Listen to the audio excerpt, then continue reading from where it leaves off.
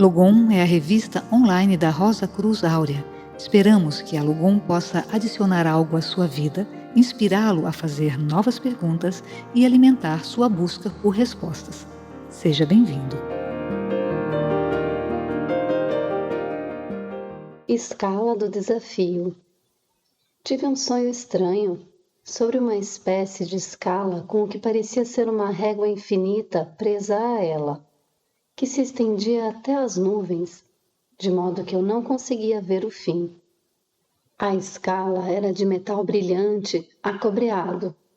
Em meu sonho, eu estava bem em frente a ela, e um chamado urgente soava: "Venha, entre na escala do desafio."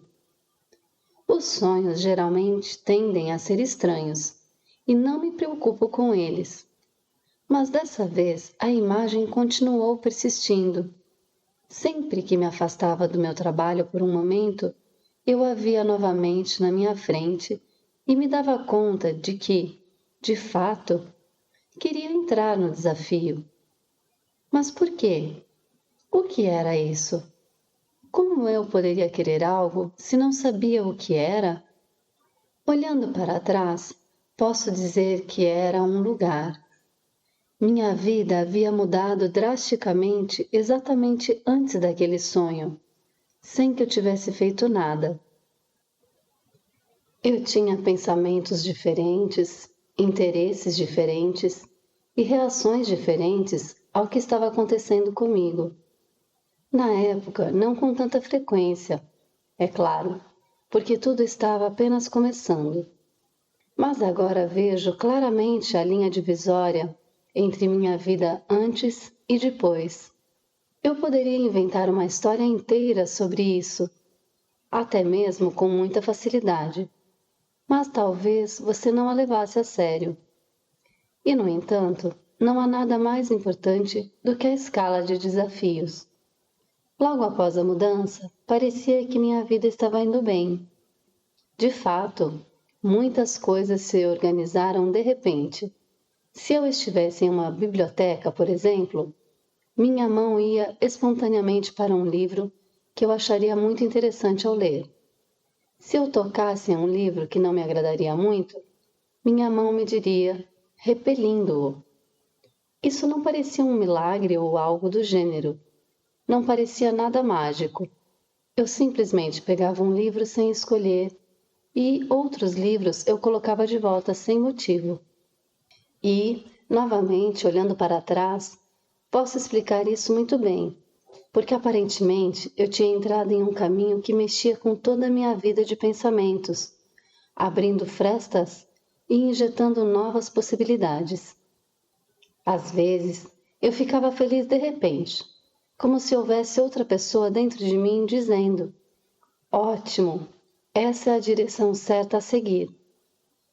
O sonho já havia sido esquecido. Eu estava ocupada demais com minha nova vida.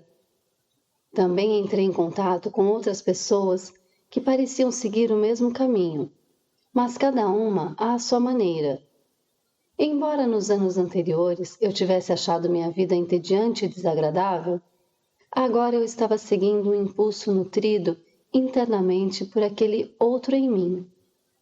Era como ser incentivada a andar por um caminho suave, ladeado por colinas e árvores. À medida que avançava, outras coisas começaram a se agitar em mim. Vozes antigas estavam me chamando para voltar ao normal novamente.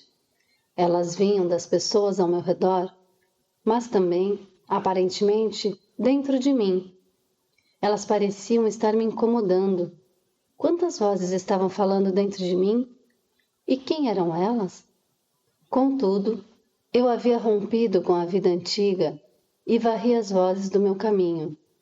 A única que eu seguiria era a que me incentivava a continuar sempre, independentemente do que acontecesse. E as coisas de fato aconteceram. O caminho suave tornou-se duro e espinhoso, e surgiram obstáculos. Às vezes era quase impossível passar por eles. No entanto, eu amava tanto minha nova vida que perseverava. e quando conseguia, tinha o vento soprando a meu favor. Então, lá estava aquela pedra, uma pedra dura, alta e lisa que eu não conseguia evitar. Subitamente lembrei-me do que havia sonhado. Esse era o ponto em que eu precisava arriscar tudo para superá-la. Parece mais fácil falar do que fazer, e é claro que isso aconteceu.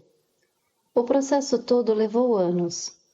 É claro que não se tratava de uma pedra em um caminho, mas de um obstáculo gigantesco em minha vida, e ao mesmo tempo, de um poço profundo, no qual eu continuava a cair e do qual tinha de sair, apenas para ver o obstáculo à minha frente que também tinha de ser superado.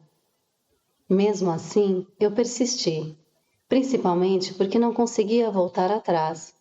Além disso, minha confiança na vida havia crescido, de modo que os grandes perigos que me ameaçavam e que eu temia não conseguiam me afastar do meu caminho de vida.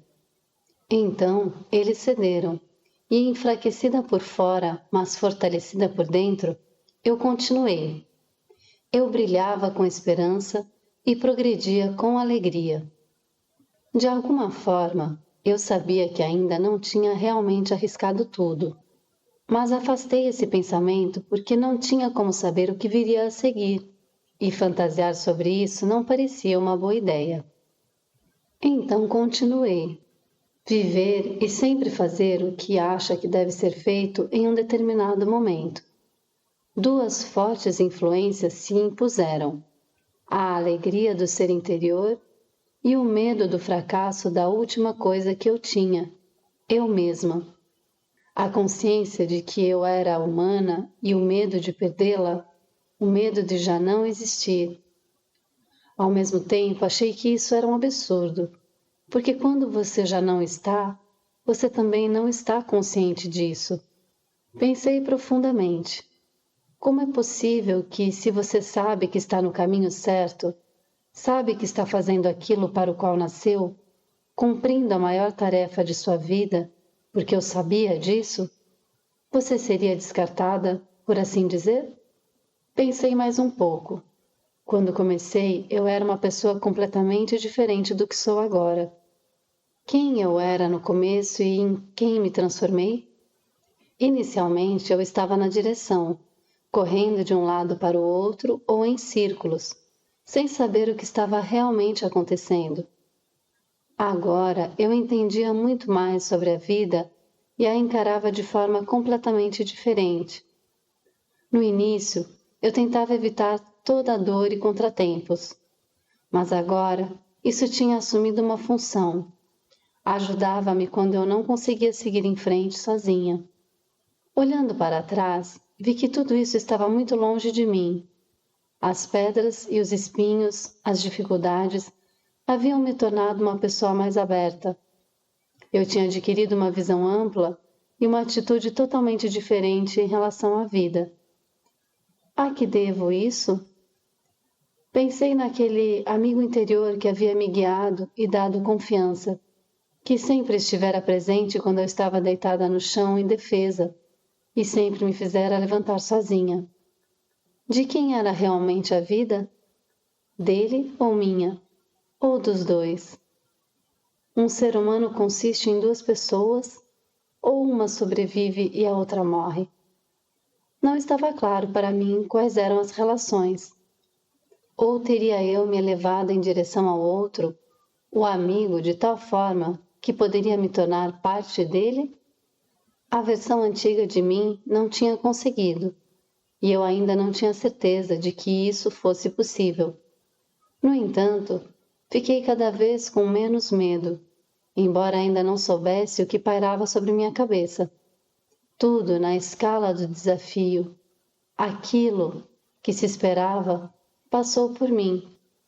Era nisso que eu tinha me envolvido e era assim que deveria acontecer.